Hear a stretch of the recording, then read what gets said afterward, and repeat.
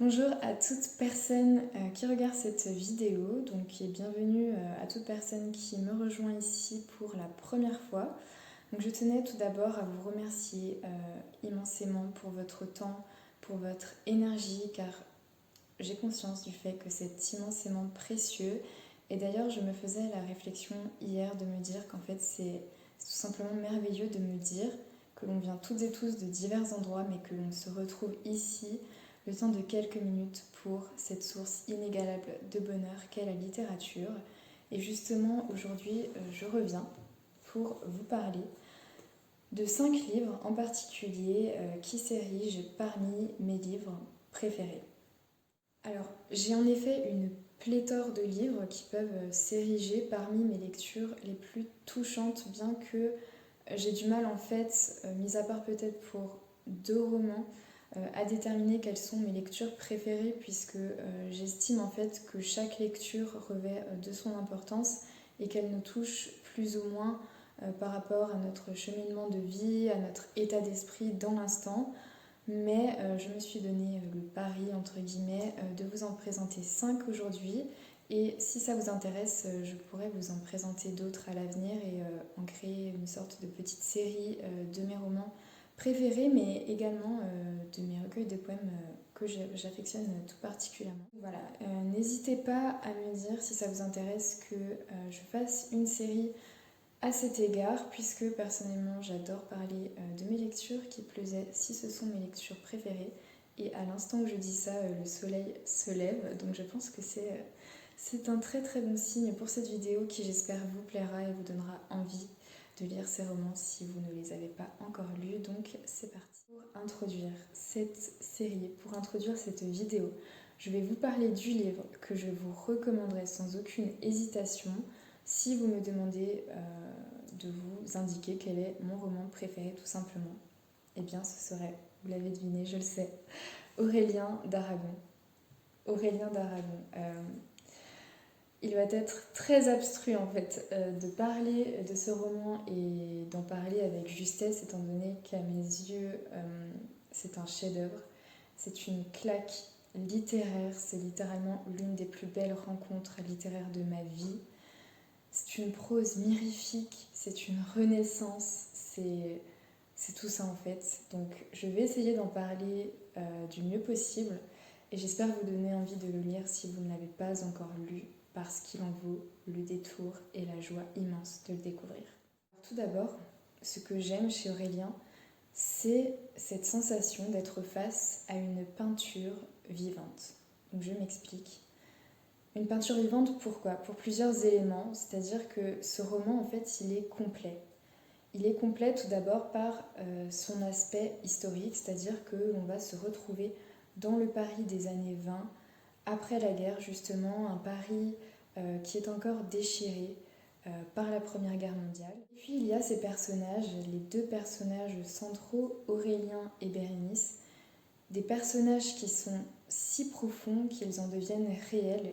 Et ces personnages m'ont tellement touchée, m'ont tellement torturée. C'est comme si en fait j'étais à leur place. C'est comme si je ressentais leurs émotions et je ne pensais pas qu'il était possible d'être autant habité par des personnages qui se veulent être fictifs. Puisque à mes yeux c'est comme si je les avais rencontrés dans la vie réelle. C'est comme si j'avais vécu avec eux le temps de ces quelques pages. Donc, je sais qu'il peut paraître effrayant puisqu'il est de taille, mais je vous assure que ça se lit d'une traite, vraiment.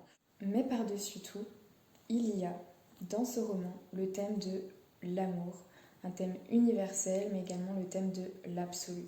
C'est-à-dire qu'on va se poser diverses questions tout du long, on va se demander pourquoi est-ce que l'on aime, qu'est-ce qu'on recherche réellement chez l'autre, est-ce qu'on ne se cherche pas plutôt soi-même chez l'autre, est-ce que l'on peut prétendre un jour réellement aimer l'autre et le rencontrer tel qu'il est et non pas selon les propres filtres que l'on va projeter sur l'être aimé, nos propres images, nos propres désirs entre guillemets. Et je trouve que c'est un thème en fait qui nous parle à tous, et en tout cas c'est ce qui m'a parlé personnellement, parce que je suis je ne sais pas si je pourrais dire que je suis éternellement insatisfaite, mais en tout cas j'ai cette quête de l'absolu et je pense que ce roman m'a touchée pour cette raison toute particulière parce que je me suis tellement reconnue chez le personnage en fait d'Aurélien.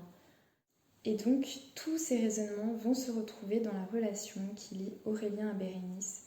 Une relation qui va être totalement bouleversante. Pourquoi ? Parce que cette relation en fait c'est un rendez-vous manqué. Aurélien va croiser Bérénice et tout d'abord cette rencontre va être assez notoire puisqu'au début il va la trouver franchement laide. Ensuite va s'en suivre une passion fulgurante, peuplée de rencontres volées, de moments perdus et surtout de moments éperdus. Mais au-dessus de tout ça, en fait, les deux personnages sont complètement différents. Ils viennent de deux milieux sociaux totalement opposés, ils s'idéalisent l'un et l'autre et c'est donc tout ce que l'on va découvrir au fil de notre lecture. Donc afin de vous donner le goût de cette lecture, je vais vous lire un passage en particulier qui m'a plu personnellement et j'espère que ce passage vous plaira et que vous aurez l'envie de le lire parce que c'est réellement mon roman préféré et je pourrais en parler des heures mais je vais essayer de me dépêcher étant donné que je dois vous en présenter plusieurs. Qui a le goût de l'absolu renonce par là même à tout bonheur. Quel bonheur résisterait à ce vertige, à cette exigence toujours renouvelée. Ce symptôme est une incapacité totale pour le sujet d'être heureux. Celui qui a le goût de l'absolu peut le savoir ou l'ignorer, être porté par lui à la tête des peuples, au front des armées, ou en être paralysé dans la vie ordinaire, et réduit à un négativisme de quartier. Celui qui a le goût de l'absolu peut être un innocent, un fou, un ambitieux ou un pédant, mais il ne peut pas être heureux. Ce qui ferait son bonheur, il exige toujours davantage. Et moi, je vous invite à faire votre bonheur et à aller lire ce livre de ce pas parce que c'est un chef-d'œuvre. Et j'espère vous en avoir démontré en tout cas quelques aspects intéressants. Et voilà. Deuxièmement, je tiens à vous parler d'un roman avec lequel j'ai une relation qui a au début été quelque peu complexe, puisque en effet le sujet est assez sensible. Certaines personnes peuvent de ce fait ne pas se sentir à même de le lire, et ce fut mon cas par le passé, mais je me suis redonné entre guillemets cette opportunité de découvrir ce roman, et cette fois-ci ce fut en fait un coup de cœur indicible auquel je ne m'attendais aucunement. Donc je tiens à vous parler de Lolita de Nabokov. Donc vous pouvez voir que je l'ai énormément annoté. Mais voilà, je vais vous parler de Lolita de Nabokov. Alors c'est un roman qui a fait polémique, c'est indéniable. Tout d'abord de par le sujet central du roman, mais également de par la mauvaise compréhension de beaucoup de personnes. Et je trouve que c'est réellement affligeant de voir qu'encore aujourd'hui, il y a parfois une compréhension qui est réellement détournée de ce que Nabokov tenait à faire, puisque Nabokov a en effet toujours affirmé qu'il n'était pas dans une logique de complaisance, mais qu'il était dans une logique de condamnation, c'est-à-dire qu'il condamne et qu'il réfute vraiment franchement, la pédophilie. Il y a plusieurs interviews que vous pouvez retrouver facilement où Nabokov s'exprime et je pense que c'est qu'il est le mieux placé en fait pour en parler que quiconque, où il rappelle que Lolita en fait n'est pas une aguicheuse comme on peut parfois le voir d'ailleurs par rapport au terme qui aujourd'hui est entré dans notre vocabulaire et qui est employé par beaucoup pour désigner une petite fille qui serait aguicheuse, qui attire le regard. Donc bon, on va pas faire de commentaires là-dessus, mais c'est réellement déplorable. Mais voilà, il a réellement souligné le fait que Humbert, le personnage principal, est pédophile et que Lolita est la victime et il n'y a aucun doute à ce sujet. Alors cette parenthèse étant faite, je peux enfin vous parler de ce livre plus amplement et plus particulièrement de mon rapport personnel au roman. La première remarque que je tenais à faire, c'est que je suis en admiration totale pour Nabokov. C'est-à-dire que je me mets à sa place et je me demande tout d'abord comment à cette époque on a pu oser, entre guillemets, avoir l'audace d'aborder un tel sujet dans la société d'antan, bien qu'actuellement ce soit encore extrêmement tabou. Mais de plus, je me suis dit comment, en se retrouvant face à son bureau avec son stylo, son papier, on peut réussir à dépeindre aussi parfaitement un personnage tel que Humbert Humbert. Enfin voilà, comment est-il possible de réaliser un chef-d'œuvre d'une telle envergure avec des personnages si denses, si profonds, à la psychologie en fait si parfaite. Vraiment, je suis en admiration totale et si elle pouvait me donner son secret, je le prendrai avec plaisir parce que ça me surprendra toujours. Vraiment, c'est un génie. D'ailleurs, je suis en train de lire La Chambre obscure de Nabokov et je retrouve sa plume et c'est un pur délice. Réellement, là, je me suis découverte une passion pour Nabokov qui est indicible. Vraiment, je ne cesserai de l'aimer et de le découvrir parce que c'est toujours une belle surprise, vraiment. Alors, en tout cas, le pari de Nabokov est réussi puisqu'il parvient en fait à se mettre dans la peau d'un pédophile avec le personnage d'Humbert Humbert avec justesse à mes yeux, puisque nous allons suivre tout au long de ce roman le témoignage d'Humbert Humbert à travers en fait un journal. Donc déjà, je trouve que c'est une bonne idée en fait d'avoir procédé à cette forme en fait, puisqu'il aurait pu tout simplement produire un essai ou autre, mais non, en fait, il se met vraiment dans la peau du personnage à travers Humbert Humbert qui nous écrit depuis sa cellule de prison et qui va nous conter sa rencontre avec Dolores, c'est-à-dire Lolita, de qui il va tomber amoureux. En fait, je pense que j'y réfléchi, mais je pense également que ce qui peut mettre en fait le lecteur mal à l'aise, c'est le fait d'être face à Humbert Humbert, puisque habituellement, je pense que dans l'imagination collective, lorsqu'on pense à un pédophile, on va imaginer un vieil homme qui attend les enfants à la sortie de l'école, alors que là, on est réellement face à un homme qui est un intellectuel, qui est respectable et qui se fond réellement dans la masse. Et je trouve que c'est réellement une très très très très bonne idée d'avoir réalisé la chose ainsi, même si voilà, j'ai peut-être pas en tout cas mon mot à dire sur ce qu'il a fait, puisque de toute façon c'est incroyable. Mais je trouve que c'est vraiment une très très bonne idée, étant donné que l'on se dit qu'en fait, voilà, on peut tomber sur une personne pédophile partout, il n'y a pas de code précis, enfin voilà. Et bien plus loin que le sujet du livre lui-même, si je m'attarde sur le style de Nabokov, je dirais que c'est un style virtuose.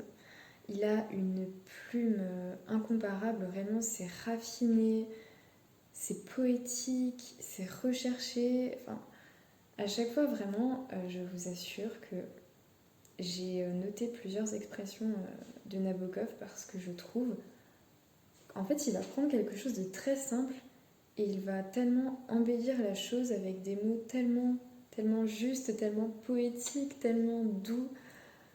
Vraiment, à mes yeux, c'est un poète incomparable. Il a réellement une écriture qui est riche, qui est complexe, et d'ailleurs, il va faire preuve de beaucoup d'humour, de beaucoup de cynisme, et à travers le personnage d'Humbert Humbert. Et justement, je pense que c'est ce qui va permettre au lecteur de souffler un peu parce que on sourit au fil du livre, et je trouve que ça apporte une touche de légèreté qui était nécessaire à mes yeux et qui personnellement m'a énormément plu. Ce roman rayonne réellement de par ses qualités esthétiques innombrables. Les images, les métaphores y sont nombreuses, donc vraiment je vous recommande tellement de lire ce roman. Bien sûr, si vous vous sentez prêt à aborder cette lecture qui n'est pas des plus simples et qui détient un sujet très très très sensible, donc voilà. Donc voilà, je doute de mes capacités à être à la hauteur de ce chef-d'œuvre, mais en tout cas, c'est l'un de mes livres préférés. C'est vraiment une très très très très belle surprise. Je pense que je pourrais le relire plusieurs fois, ce qui est très rare pour ma part, puisque on va dire que je ne suis pas une férue des relectures, d'autant plus que je me dis qu'il me reste tellement de livres à lire. Mais celui-ci, même avec Aurélien, vraiment, je pourrais les relire maintes et maintes fois sans me lasser parce ils sont pluriels et mirifiques. Donc voilà, je vous les recommande vraiment, vraiment, vraiment. Pour celui-ci, je vais aller plus vite puisque c'est une nouvelle très courte qui se lit très vite, à savoir Lettre d'une inconnue de Stefan Zweig, je ne sais pas comment ça se prononce, pardonnez-moi. Alors ce fut ma première rencontre en fait avec l'auteur. J'ai poursuivi ensuite avec Voyage dans le passé et La confusion des sentiments, pardon. Et Lettre d'une inconnue restera à jamais gravée dans mon cœur. Je me rappelle encore du jour où je l'ai lu tellement il me marquait en fait. Ça m'a vraiment marqué comme si c'était une brûlure chimique en plein dans mon cœur, dans mon âme. Ça m'a transcendée, ça m'a bouleversée. J'ai pleuré toutes les larmes de mon corps avec ce livre, vraiment. Alors, comme son nom l'indique, nous sommes en présence d'une lettre. Une lettre qui a été rédigée par une jeune femme qui, lorsque cette lettre va être reçue, sera disparue. Donc cette femme, en fait, a été follement amoureuse d'un homme, d'un romancier, qu'elle a vu depuis sa plus tendre enfance et qu'elle a fantasmé, qu'elle a idéalisé, qu'elle a aimé, mais lui en fait ne l'a pas vue et elle demeurera à jamais une inconnue à ses yeux. Et donc cet inconnu en immense souffrance va lui écrire cette lettre dans laquelle elle va ouvrir son cœur, enfin si je puis dire, puisque de toute façon il est trop tard. Et en fait c'est le récit d'une passion tapie dans l'ombre, née au hasard d'un regard, d'un sourire, d'une lueur d'espoir, puisque je trouve que en fait tout l'amour qu'elle aura nourri pour cet homme ce sera vraiment basé en fait sur des petits résidus comme des pluies d'étincelles d'espoir qu'elle aurait aimé en fait voir réellement jaillir un jour, mais ce ne sera jamais le cas. Et donc on va y suivre son tourment, on va y suivre la profondeur des sentiments qu'elle a à l'égard de cet homme, et c'est comme si nous étions en fait cette jeune femme qui se trouve éperdue d'amour pour cet homme, qui est en immense souffrance, qui nourrit quelque chose de tellement fort, presque irréel, et pourtant je trouve que l'auteur est vraiment un maître de l'art pour dépeindre les sentiments et toute la confusion qu'ils peuvent engendrer. Et oui, c'est un signe également à vous enjoindre en fait à aller également lire La confusion des sentiments, parce que Zweig est réellement très très très très doué, je l'adore, il ne me déçoit jamais vraiment. C'est incroyable, tout simplement. Et donc, dans cette lettre confession, à mes yeux, Zweig répond à deux questions. Tout d'abord, la passion dévorante est-elle destructrice? Mais également, est-ce que se confesser est ici libérateur? Donc je vous laisse le soin de découvrir son analyse, sa réponse à travers cette très courte nouvelle qui vraiment vaut le détour, je vous l'assure. Faites-moi confiance, s'il vous plaît, vraiment, c'est magique. Et pour ce faire, je vais également vous lire un passage que je trouve très beau, même si pour ça, je devrais vous lire toute la nouvelle parce que c'est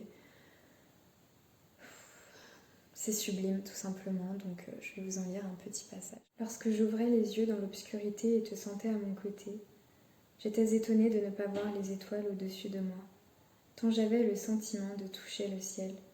Non, je n'ai jamais rien regretté, mon amour. Jamais. Rien dont cette heure-là eût été la cause. Je sais encore que pendant que tu dormais, que j'entendais ta respiration, que je sentais ton corps et me sentais moi-même si près de toi, là dans le noir, j'ai pleuré de joie. Et moi j'ai pleuré tout au long de cette nouvelle. Et donc voilà, si vous aussi vous voulez vibrer avec les mots incomparables de Stefan Zweig, je vous encourage vivement à aller lire cette nouvelle et à m'en donner des nouvelles, avec plaisir.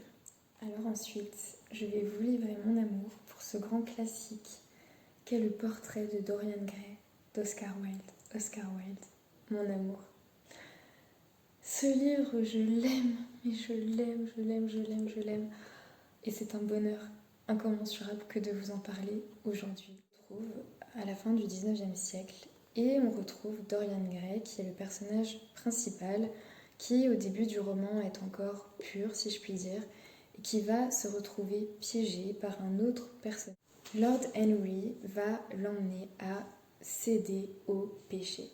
Puisque en effet, au début, nous nous trouvons dans une scène où Dorian Gray est en train de se faire peindre et il va émettre le souhait de ne jamais vieillir et de rester jeune éternellement face à ce tableau qui le représente. Surprise, ce souhait va être exaucé. Mais à quel prix? Quel prix, puisque c'est ce portrait qui va subir tout d'abord le passage du temps, mais également toutes les conséquences de ses erreurs, de ses vices, et se pose une question à laquelle Oscar Wilde va répondre à travers ce roman, qui est de savoir si l'on peut vivre sans conscience et si l'on est en capacité humainement en fait de faire face à la propre noirceur de son âme et de son être, puisque au fil du roman il va se passer énormément de choses et la fin va être tragique. Je ne veux pas vous en dire plus parce que vraiment je vais vous laisser le régal en fait de découvrir ce roman et tout le dénouement, mais réellement la trame est vraiment passionnante et je pense que ce roman vaut vraiment le détour. Je sais que je dis ça pour tous les romans, mais celui-ci vraiment je l'aime, mais je l'aime vraiment. Ce n'est pas un simple roman, c'est un conte philosophique, c'est une réelle merveille que je pourrais relire sans hésitation. Mais voilà, il y a la trame qui est vraiment passionnante, mais il y a aussi ce style, le style d'Oscar Wilde. Je ne sais pas si vous l'avez déjà lu, mais Oscar Wilde, il est vraiment unique en son genre. L'épure, la forme lui sont propres, et d'ailleurs, on va y retrouver des mots d'esprit, un concept issu lui-même d'Oscar Wilde. Que sont les mots d'esprit? Eh bien, les mots d'esprit, c'est le fait de séduire par la simple forme. Et Oscar Wilde réussit avec justesse. De par son talent, de par son immanquable humour et un cynisme, mais un cynisme qui est un pur délice vraiment. En fait, c'est vraiment tout ce que j'aime. Vraiment, Oscar Wilde arrive à me séduire de par son style, de par ce ton, mais pointu et piquant, et j'adore ça. Et d'ailleurs, assez provocateur, si vous ne le connaissez pas encore, il dira lui-même: un livre est bien ou mal écrit, un point c'est tout.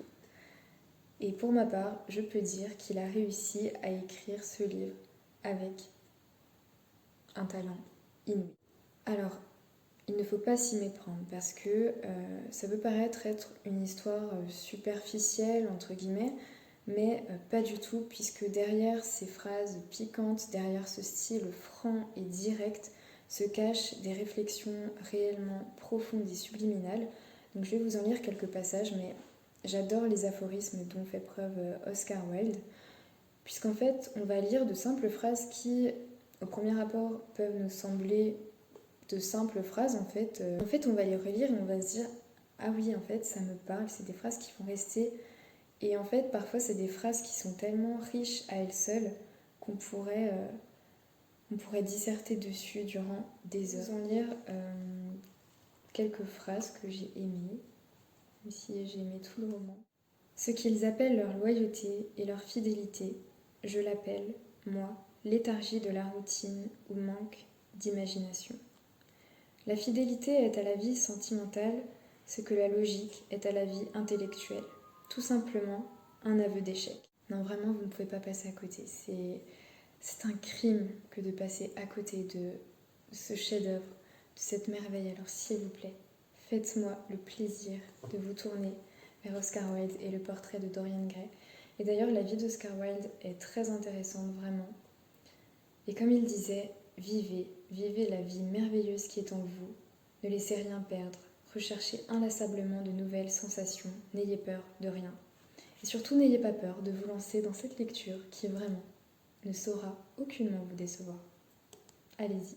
Et enfin, dans un registre plutôt différent, mais un registre d'un auteur que j'affectionne tout particulièrement, La promesse de l'eau de Romain Gary. Je ne pouvais commencer cette série de mes romans préférés sans parler de Romain Gary. Alors Romain Gary, il faut savoir que je me suis en fait énormément intéressée à sa personne parce que j'ai longtemps écouté des interviews dans lesquelles il intervenait parce que je trouve que c'est un homme qui est vraiment empli d'humanité. En tout cas, je le rejoins sur beaucoup de points. J'ai énormément adoré ses romans, Les Racines du ciel, La vie devant soi, mais réellement La promesse de l'aube. La promesse de l'aube reste, je pense, mon préféré jusqu'ici, même si voilà, je ne les ai pas tous lus encore. Je veux lire Clair de femme dès que je peux. Et si je jouais avec les mots, ce que je compte faire, ce serait de vous dire qu'ici, avec ce roman, Romain Gary et moi-même, nous faisons la promesse d'un roman empli d'émotions, empli de beauté, empli d'idéal, empli d'un absolu et surtout empli d'un humour qui est maîtrisé parfaitement. Un humour qui est maîtrisé parfaitement. En fait, depuis très longtemps dans ma bibliothèque, et je ne sais pas pourquoi je ne m'étais pas penchée dessus, mais l'année dernière, lors du premier confinement, je me suis lancée et j'ai bien fait en fait, puisqu'il s'érige réellement parmi mes romans favoris. Il s'érige parmi mes romans favoris et je dois dire qu'en fait, il va être très compliqué de trouver les mots pour en parler parce que il y a voilà, certaines œuvres qui vous laissent à quoi qui vous laissent sans voix et en fait elles vous font vivre. Mais voilà. Alors à vrai dire, ce qui m'a interpellée avec cette œuvre, c'est que c'est une autobiographie. C'est une autobiographie en fait qui va graviter autour d'un point central qui est la mère de Romain Gary et plus particulièrement l'amour qu'elle lui porte mais également l'amour qu'il lui porte. Cet amour en fait qui lie ces deux personnes, c'est un amour fou. Il faut dire que c'est la première histoire d'amour, si je puis dire, de Romain Gary. Mais concernant l'amour en fait que va lui porter sa mère, nous pouvons le qualifier d'un amour démesuré, d'un amour extravagant. Pour quelle raison ? Pour quelle raison ? Parce qu'en fait, cette mère va projeter sur son enfant tous ses désirs, toutes ses ambitions les plus folles, ce prurit de la gloire, et elle va vouloir faire en fait de son fils un héros, et elle lui dira d'ailleurs: mon fils, tu seras général, tu seras un héros. Et de ce fait, Romain Gary justement va chercher à la rendre fière, va chercher à réaliser tout ce qu'elle aimerait qu'il puisse réaliser avant que celle-ci ne disparaisse, puisque bien sûr le temps passe, elle vieillit et il craint qu'elle ne disparaisse. Donc je ne vais pas vous spoiler parce que ça en vaut vraiment, vraiment, vraiment la joie de le lire et de découvrir tout ce qui se cache derrière cette trame de vie. Mais dans ce roman, en fait, Romain Gary va répondre à un questionnement qui, je trouve, est très pertinent, à savoir comment parvenir à mener sa vie au mieux. Et plus particulièrement sa relation aux autres, sa relation aux femmes, lorsque toute sa vie, en fait, a été façonnée par une mère extrêmement présente.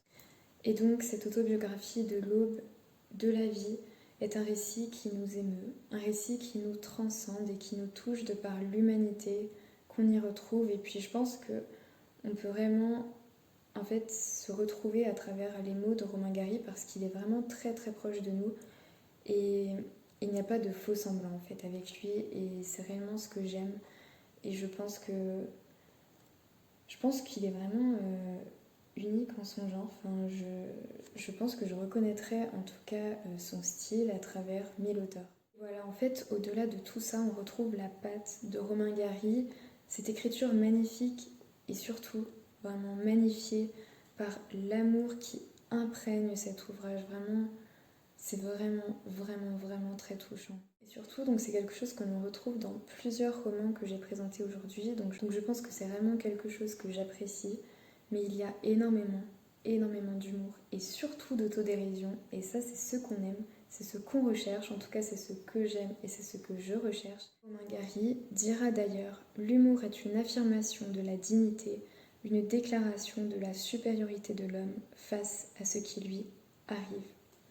Je trouve que c'est une citation qui est très claire et qui lui convient parfaitement parce qu'il fait preuve d'un humour que je trouve impeccable.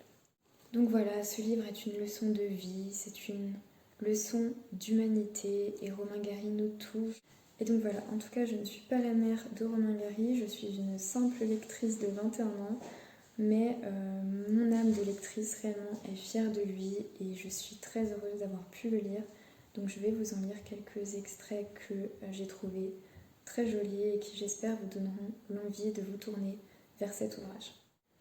Attaqué par le réel sur tous les fronts, refoulé de toutes parts, me heurtant partout à mes limites, je pris l'habitude de me réfugier dans un monde imaginaire et à y vivre, à travers les personnages que j'inventais, une vie pleine de sens, de justice et de compassion.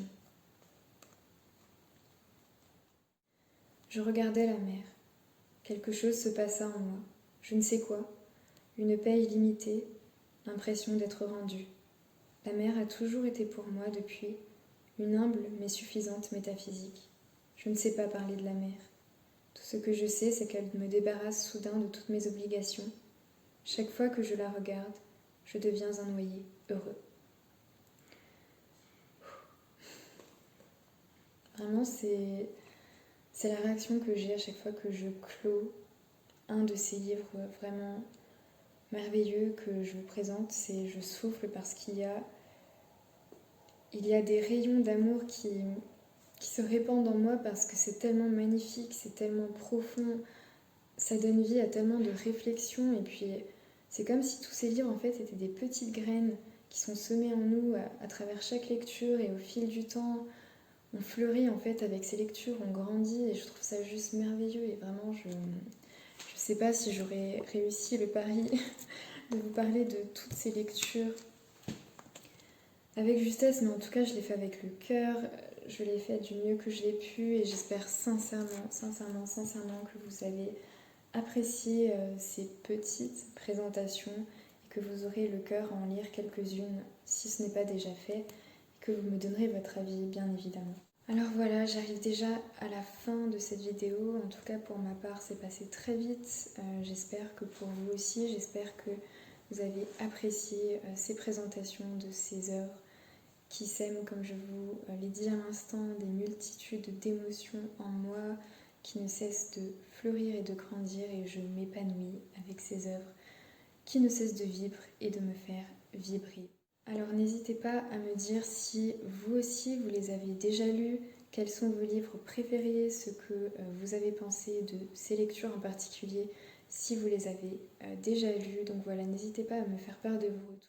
Et puis n'hésitez pas à me dire si cela vous convient, si je crée une petite série de mes livres préférés, puisque si vous me suivez sur Instagram, vous savez que j'ai un élan d'amour vraiment vertigineux pour Albert Camus, pour André Gide, mais également pour des poètes et poétesses que j'affectionne immensément. Donc j'aimerais bien aussi vous présenter des recueils de poésie, puisque la poésie est parfois trop souvent oubliée et j'aimerais vraiment lui faire cet honneur.